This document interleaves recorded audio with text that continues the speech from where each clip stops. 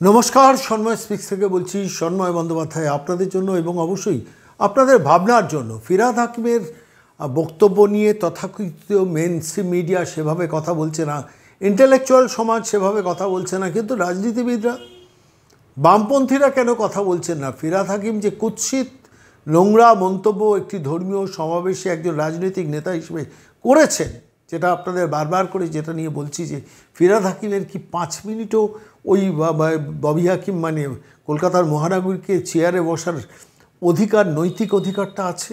একটু ভেবে দেখবেন তো। সে ভিডিওটা আজকে আপনাদের আরেকবার আমি শোনাবো, যেখানে ফিরহাদ হাকিম কী বলেছেন, যে কথাটা বলেছেন। অন্যের ধর্মকে আঘাত করা একদিকে, আর 2 নম্বর হচ্ছে ধর্মান্তকরণকেও প্রচ্ছন্নভাবে সমর্থন করা একটা ইঙ্গিত। অত্যন্ত উস্কানিমূলক বক্তব্য। সেই উস্কানিমূলক বক্তব্য নিয়ে ফিরহাদ হাকিম কী বলেছেন সেটা শোনাবো, কিন্তু তার আগে আমি বলি পশ্চিমবঙ্গের বামপন্থীরা এটা নিয়ে কেন কথা বলছেন না। বামপন্থীরা তো ধর্মনিরপেক্ষ, তারা তো রাজনীতির সঙ্গে ধর্মের সংযুক্তিকরণ পছন্দ করেন না।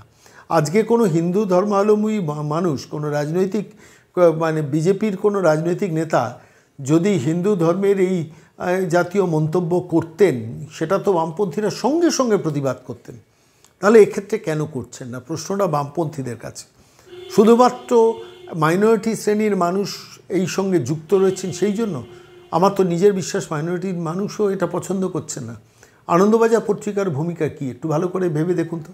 আনন্দবাজার পত্রিকা কী ভূমিকা নিচ্ছেন, কী রোল নিচ্ছেন, তাঁদের অবস্থানটা কী? এটা নিয়ে পোস্ট এডিট লিখছেন না কেন? এটা নিয়ে কোনো স্টোরি করছেন না কেন ববি হাকিমের এ জাতীয় মন্তব্য নিয়ে? আমি আজকে এই প্রশ্নগুলো কেন করলাম, যে বামপন্থীরা সোকল প্রগতিশীলতার কথা বলেন না, মানে এগিয়ে থাকার কথা বলেন সব সময়। সেই মানুষগুলো, বামপন্থী মানুষরা, কি হিন্দু কি মুসলমান, যে ধর্মের মানুষই, মানে রাজনৈতিক নেতারা যে ধর্মের আড়াল থেকে বসেই কোনো না কোনো তাদের আচার আচরণ করেন না কেন, সেটা তো তারা বিরোধিতা করেন। আজকে বিজেপি, বজরং দল, আরএসএস, যে কোনো লেভেল থেকেই যদি হিন্দু ধর্মের পক্ষে সওয়াল করতে গিয়ে এই জাতীয় উস্কানিমূলক বক্তব্য রাখেন, তাহলে তো সঙ্গে সঙ্গে বামপন্থীরা মাঠে নেমে পড়বেন, মিটিং করবেন, মিছিল করবেন, প্রেস স্টেটমেন্ট করবেন। আজকে ববি হাকিম, ফিরহাদ হাকিম, তিনি মন্তব্য করছেন, তিনি একটি ধর্মীয় সমাবেশে গিয়ে যে মন্তব্য করছেন। আবার বলছি, কোনো ধর্মীয় গুরু এ জাতীয় মন্তব্য করলে এটা নিয়ে আমাদের আলোচনার কোনো প্রয়োজন হতো না। কিন্তু একজন রাজনৈতিক নেতা, তিনি একটি রাজনৈতিক দলের নেতা, এবং তারা নিজেরা বাইরে ক্লেম করেন যে তারা ধর্মনিরপেক্ষ, সেই মানুষগুলো যখন এই জাতীয় মন্তব্য করেন, তখন স্বাভাবিকভাবে একটা প্রতিবাদ ওঠা দরকার। এবং প্রতিবাদটা বিভিন্ন স্তরে হচ্ছে না তা নয়, টুকটুক করে বিভিন্ন স্তরে হচ্ছে। কিন্তু আনন্দবাজারের মতো প্রতিষ্ঠান, এবিপি গ্রুপের মতো প্রতিষ্ঠান যেভাবে বলিষ্ঠভাবে এটার প্রতিবাদ করা দরকার ছিল, সামান্যও করেছে। কোনো একটা সামান্য প্রতিবাদও তারা করেননি। বামপন্থীরা সবসময় এগিয়ে থাকার কথা বলেন, তারা কেন প্রতিবাদ করছেন না? কিসের জন্য প্রতিবাদ করছেন না? এই সিউডো সেকুলারিজমের কোনো মানে হয়? ছদ্মবেশী ধর্মনিরপেক্ষতা, আড়াল থেকে বসে খেলার চেষ্টা করা, এটা কাকে খুশি করছেন? কাকে খুশি করার চেষ্টা করবেন? মোহাম্মদ সেলিম, আপনাকে বলছি, আপনি বেরিয়ে এসে প্রতিবাদটা করুন। অন্তত বলুন যে ফিরহাদ হাকিম যে জাতীয় মন্তব্য করেছেন এটাকে আমরা সমর্থন করি না।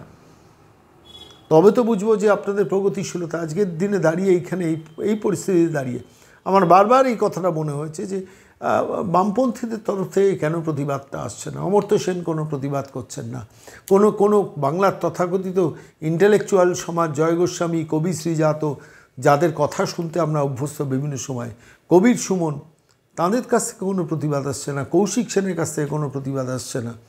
আজকেই তাই এই প্রতিবেদনে আপনাদের কাছে আমি এই প্রশ্নটা রাখলাম ভাবার জন্য, যে বামপন্থীরা কেন সাইলেন্ট, কিসের জন্য সাইলেন্ট? তারাও কি তাহলে কাউকে খুশি করার রাজনীতির দিকে যাচ্ছেন? তৃণমূল কংগ্রেস নেতা, একজন রাজ্যের মন্ত্রী, একজন কলকাতার মহানগরীকে চেয়ারে বসে তিনি এই জাতীয় মন্তব্য করছেন।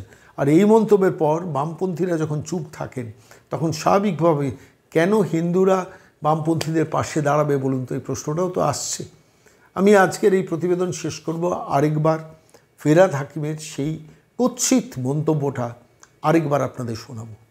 বড় হয়েছি, আমাদের নামাজ, আদব, কায়দা সব আমাদের বেশিরভাগই মানুষের জানা, কিন্তু যারা দুর্ভাগ্য নিয়ে জন্মেছে, যারা ইসলাম নিয়ে জন্মায়নি, তাদেরও দাওয়াতে ইসলাম। বলে যদি একজনকেও আমরা ইমানের দিকে নিয়ে আসতে পারি তাহলে সত্যিকারের ইসলাম ধর্মের শুদ্ধি হবে এবং সেটা বিস্তারিত হবে। আপনাদের ইসলাম ধর্মাবলম্বী মানুষেরা তারা যদি তেলাওয়াতের সাথে সাথে তার মানে এইটাকে যারা ইসলাম ধর্মাবলম্বী নয় তাদের মধ্যে ছড়াতে হবে। কারণ আমরা নিজেদের আল্লাহ তাআলার রহমত আমাদের আছে, আমরা জন্মগতভাবে ইসলাম নিয়ে জন্মেছি এবং ইসলাম নিয়ে জন্মার মানে আমাদের রসুল আমাদের জান্নাতের পথ সুদৃঢ় করে দিয়েছে। যদি বড় কোনো অন্যায় না করি তাহলে ইসলাম নিয়ে জন্মানো মানে জান্নাতে পৌঁছে যাবে ইনশাআল্লাহ। কিন্তু যাদের সেই আল্লাহ সেই রহমত যাদের দেননি তারা যদি তেলাওয়াত এবং কোরআন শরীফের মানে যদি বুঝতে পারেন এবং একজনকেও যদি আমরা ঈমান দিতে পারি তাহলে আমাদের জান্নাতের পথ একেবারে সুরক্ষিত হয়ে যাবে। আমরা নিজেরা মুসলিম ঘরে জন্মে বড় হয়েছি, আমাদের নামাজ আদব কায়দা সব আমাদের বেশিরভাগই মানুষের জানা। কিন্তু যারা দুর্ভাগ্য নিয়ে জন্মেছে, যারা ইসলাম নিয়ে জন্মায়নি, তাদেরও দাওয়াতে ইসলাম অর্থাৎ ইসলামের দাওয়াত দিয়ে তাদের মধ্যে ঈমান নিয়ে আসলে এটা আল্লাহ তাআলাকে খুশি করা হবে।